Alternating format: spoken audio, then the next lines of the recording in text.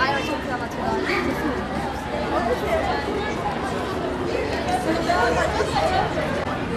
Herhalde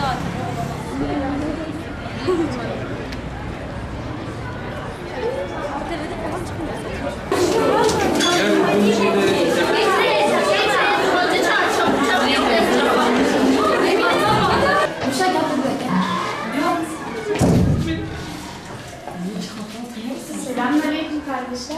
Aleykümselam. Onları Yaşayalım adlı projemizin Hazreti Fatıma rolündeydim. Kısa bir konuşma yapacağım. Hocamızın da dersini bölümünde lakabıyla anılıyordu. Hazreti Betül ne demektir? Eşi ve benzeri olmayan insan demektir. Kendisinin o güzel ahlakı ve namazı, çevresiyle olan münasebeti, çocuklarıyla olan münasebeti o kadar güzel, o kadar muntazamdı ki ömür boyu Hazreti Ali'ne gerçekten sahabeleri kendi hayatımızda yaşamamız lazım. Onlar ki cahiliye devrini asr-ı saadete çevirmiş insanlardı. Onlar ki Kur'an-ı Kerim'i yaşamışlardır. Onlar ki Kur'an-ı Kerim'i yaşatmışlardır. O şekilde. Abi senler açısın.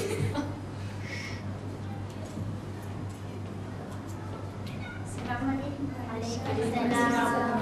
Biliyorsunuz ki okulumuzda Onları Yaşamak adlı bir projemiz vardı. Bir 10 günlüğüne Hazreti Fatıma'yı anlamak ve anlatmak adına Hazreti Fatıma, Hazreti Efendimizin en küçük kızıdır.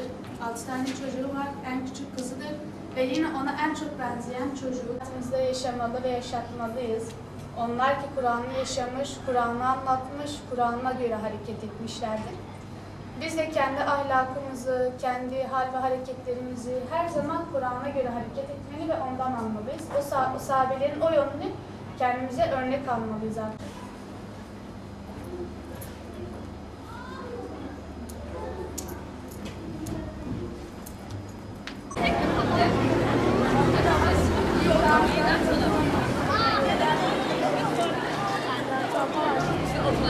Fars namazımızı bir kaçırdığımızda kendimiz bu şekilde kendimizi düşünüyoruz.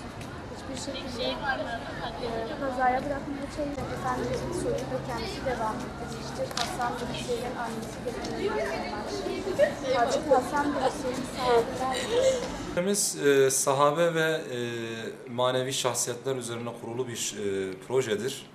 Projemizde çocuklarımız önemli bulduğumuz manevi şahsiyet ve sahabelerin hayatlarını okuyorlar. Ve onları okul saatleri içerisinde, ders saatleri içerisinde hayatlarına tatbik etmeye çalışıyorlar. Biz bu projeye katılmak isteyen öğrencimizin fotoğrafını panoya astırıyoruz. Böylelikle diğer öğrencilerimiz de o öğrencimizi takip etme şansı buluyor ve kafalarına takılan soruları işte o sahabe ve önemli şahsiyeti canlandıran bizim öğrencimize soru soruyorlar. Böylelikle bilgi sahibi oluyorlar. Yalnız bu proje sadece bir kişi tarafından canlandırılmıyor. Biz bir kişiyle başladık. Daha sonra herhalde öğrencilerimiz arasında çok rağbet görmüş olacak ki bayağı işte biz de bu önemli şahsiyeti, bu sahabeyi canlandıracağız diyenler oldu. Onlar da şu anda sırada bekliyorlar. Her birisi sahabenin hayatını, manevi şahsiyetlerin hayatını okuyorlar. Biz Hazreti Fatma ile başladık. Ecrin Zaloğlu adlı kızımız Hazreti Fatma'yı canlandırdı ve kendisiyle görüştüğümde bayağı hayatında etkili olduğunu söyledi. Onları Yaşamak adlı projemizde gönüllü olarak yer aldım. Sahabemiz Hazreti Fatıma'ydı. Onu yaşamaya çalıştık. Onun hayatını anlattık öğrencileri. Öncelikle kendi hayatımızda yaşadık. Daha sonra yaşatmaya çalıştık. Zorlukları vardı evet, yani hanım sahabiyi bu çağımıza uydurmak, biraz uyarlamak biraz zor olmasına rağmen yani elimizden geldiğini yapmaya çalıştık. Öğrencilerin de rağbeti vardı.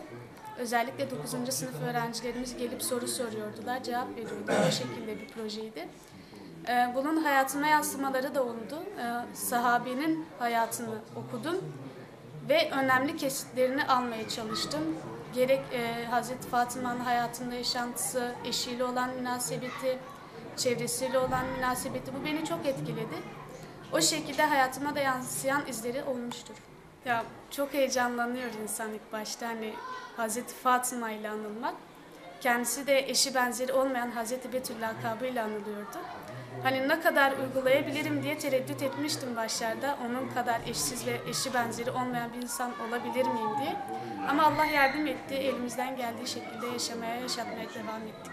Okuduğum zaman namazlarını hiç kaçırmaması dikkatimi çekmişti. Ne olursa olsun, ne durumda olursa olsun namazlarını hiç aksatmadan ezan okunduktan hemen sonra namazını kılmaya başlıyordu. Tabii ben de onu örnek almaya çalıştım. Ezan hemen okur okumaz ki sevabı da daha fazladır ezan okunduktan sonraki namazın. O şekilde hayatıma bazı katkıları olmuştur.